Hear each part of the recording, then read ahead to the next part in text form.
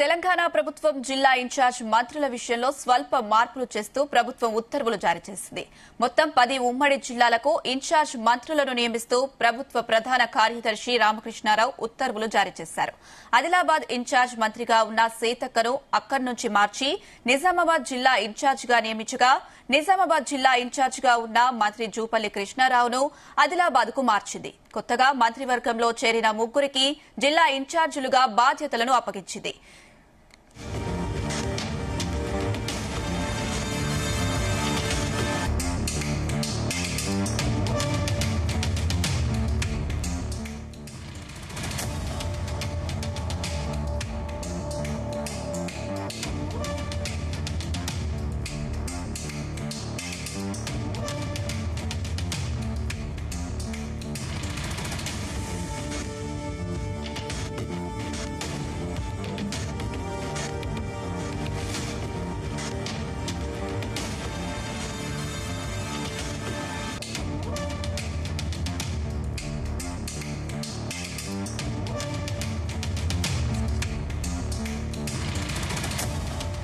తెలంగాణ ప్రభుత్వం జిల్లా ఇన్ఛార్జ్ మంత్రుల విషయంలో స్వల్ప మార్పులు చేస్తూ ప్రభుత్వం ఉత్తర్వులు జారీ చేసింది. మొత్తం 10 ఉమ్మడి జిల్లాలకు ఇన్ఛార్జ్ మంత్రులను నియమిస్తూ ప్రభుత్వ ప్రధాన కార్యదర్శి రామకృష్ణారావు ఉత్తర్వులు జారీ చేశారు. ఇదే అంశానికి సంబంధించి మరిన్ని అప్డేట్స్ మా బ్యూరో చీఫ్ నరేందర్ అందిస్తారు. నరేందర్, తెలంగాణ ప్రభుత్వం జిల్లాల వారీగా ఇన్ఛార్జీల నియామకం అనేది మరోసారి చేపట్టింది. రాష్ట్రం కాంగ్రెస్ ప్రభుత్వం అధికారంలోకి వచ్చిన తర్వాత పూర్తి స్థాయిలో మంత్రివర్గ విస్తరణ అప్పుడు చేయలేకపోయారు. దాని తర్వాత ఇప్పుడు మళ్ళీ ఎక్స్పాన్షన్ చేసిన నేపథ్యంలో మరొక 3 మంత్రులను తీసుకోవడం జరిగింది. దీంతో మొత్తం ఇప్పుడు 14 మంది వరకు మంత్రులు అయ్యారు. గతంలో కేవలం 7 జిల్లాలకు మాత్రమే పూర్తి స్థాయిలో ఉండేది, మిగతాది ఇన్ఛార్జిగా బాధ్యతలు కూడా ఉండేది. కానీ ఇప్పుడు పూర్తి స్థాయిలో అందరి మంత్రులకు అన్ని బాధ్యతలు అప్పగించినట్టుగా కూడా మనకు అర్థమవుతుంది. ఉమ్మడి 10 జిల్లాల వారీగా ఇన్ఛార్జి మంత్రులను నియమిస్తూ ప్రభుత్వం ప్రధాన కార్యదర్శి చేత జీవో జారీ చేశారు. ఆదిలాబాద్ ఇన్ఛార్జిగా మంత్రి సీతక్కను అక్కడి నుంచి మార్చి నిజామాబాద్ జిల్లా ఇన్ఛార్జిగా కూడా చేయడం జరిగింది. అదేవిధంగా నిజామాబాద్ జిల్లా ఇన్ఛార్జిగా ఉన్న మంత్రి జూపల్లి కృష్ణారావును ఆదిలాబాద్ జిల్లాకు మార్చారు. కొత్త మంత్రివర్గంలో చేరిన 3 జిల్లా ఇన్ఛార్జిగా కూడా బాధ్యతలు అప్పగించినటువంటి పరిస్థితి మనం చూసాం.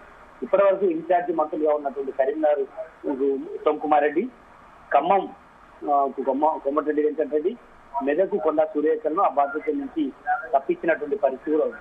అంటే ఇప్పుడు మార్పులు చేరుకున్న తర్వాత ఓవరాల్ గా ఇప్పుడు మనం ఒకసారిగా గమనిస్తే దీనికి సంబంధించి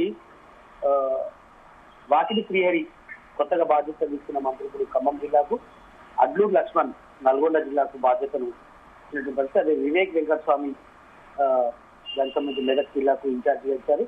అదేవిధంగా జూపల్లి కృష్ణారావుకు ఆదిలాబాద్, తుమ్మల నాగేశ్వరరావుకు మొన్నటి వరకు నల్లగొండ ఉండే కరీంనగర్ అయింది, సీతక్క ఇంతకుముందు చేసినట్టుగా నిజామాబాద్, అదేవిధంగా పొన్నం ప్రభాకర్ హైదరాబాద్ కంటిన్యూ అవుతున్నారు, పొంగిరెడ్డి శ్రీనివాసరెడ్డి వరంగల్, విజిట్ల శ్రీధర్ బాబు రంగారెడ్డి, దామోదర్ రాజనరసింహ మహబూబ్ నగర్. ఇట్లా 10 జిల్లాలకు ఉమ్మడి జిల్లాల వారిగా మంత్రులను కేటాయిస్తూ నిర్ణయం తీసుకున్నటువంటి నేపథ్యంలో అడ్మినిస్ట్రేషన్ ని మరింతగా వేగంగా పెంచేందుకు ఈ కీలక పరిణామం చేసినట్టుగా మనకు తెలుస్తుంది. బట్ ఇప్పటికే వాళ్ళు మంత్రులుగా అన్ని పోర్ట్ఫోలియోలో ఉన్నారు. కొత్తగా మంత్రులుగా ఉన్న వారు కూడా మనం చూసాం. క్రీడలే కావచ్చు, అదేవిధంగా సాంఘిక సంక్షేమం ఇవి కావచ్చు, అదేవిధంగా సోషల్ వెల్ఫేర్కి సంబంధించి కానీ, అదేవిధంగా యానిమల్ హస్బెండరీ, పశువర్ధక శాఖ, ఇట్లా ఈ కొన్ని శాఖలను కేటాయించిన నేపథ్యంలో ఇప్పుడు పూర్తి స్థాయిలో ఉన్నాయి. ఇంకా సీఎం దగ్గర కొన్ని బాధ్యతలు ఉన్నాయి. ముఖ్యంగా విద్యాశాఖ కావచ్చు, హోంశాఖ కావచ్చు, మున్సిపల్ అడ్మినిస్ట్రేషన్ ఎన్ని ఉన్నాయి. ఇది కూడా త్వరలోనే నింపే అవకాశం ఉంది. వాళ్ళు కూడా వచ్చిన తర్వాత మరింత సమర్థవంతంగా తీసేందుకు అవకాశం ఉంది. ప్రజెంట్ నింపినటువంటి ఈ 3తో జిల్లాల వారీగా ఇన్ఛార్జీలను నియమించినటువంటి ప్రభుత్వం మరింత సంక్షేమ పథకాలను ముందుకు తీసుకెళ్లాలన్నా, అడ్మినిస్ట్రేషన్ సాఫీగా జరగాలంటే ఈ అడ్మినిస్ట్రేషన్ ఇన్ఛార్జీలకు సంబంధించి చేయడం అనేది అనివార్యం కాబట్టి మార్పులు చేర్పులు చేస్తూ ఈ జీవోను రిలీజ్ చేసినటువంటి పరిస్థితి కనిపిస్తుంది. Right Narender, thank you.